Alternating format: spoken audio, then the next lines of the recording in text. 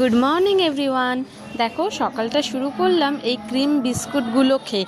এই ক্রিম বিস্কুটগুলো না আমার এক কথায় দারুণ লাগে কিন্তু। তো এক কৌটোতে মোটামুটি 4টে না 5টা ছিল। তারপরে দেখো আমার জামাইবাবু সকাল সকাল মিষ্টির দোকানে চলে গেছিলো। এই মিষ্টিগুলো খেতে যে কী সুন্দর, এই সন্দেশ বলো আর এই চৌকোগুলো বলো, আমি নাম জানি না ঠিক। আর এনেছিল রসগোল্লা।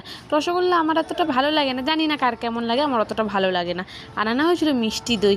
এখানকার ভিআইপির মিষ্টি দই না প্রচণ্ড ভালো, আর মিষ্টিও ভালো।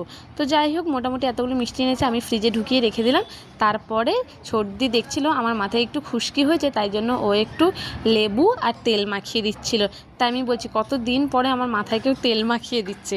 তো যাই হোক, তারপরে রান্না করার পালা, রান্না হয়ে গেছিলো। দেখো কুঁদরি ভেজেছিলাম একটু কালো জিরে দিয়ে, তারপরে করেছিলাম চিংড়ি দিয়ে কচুর শাকের তরকারি, আর করেছিলাম ছোটো ছোটো আম কেটে একটু বেশি করে মিষ্টি দিয়ে চাটনি।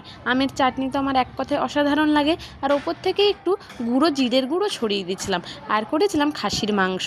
দেখো খাসির মাংসটা কিন্তু প্রেশার কুকারে দিয়েছিলাম, এই মাংসটা আমার জামাইবাবুই রান্না করেছে আজকে।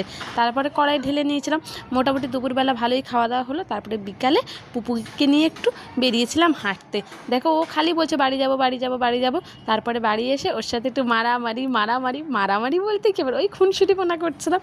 তো জানি না ও চলে গেলে কতটা মন খারাপ হবে আমার। তো আছে, তাই জন্য ওর সাথে একটু খেলা করছিলাম। আর খালি হামি দিচ্ছে খালি হামি দিচ্ছে, ওই আর কি মারামারি, ওই আর কি।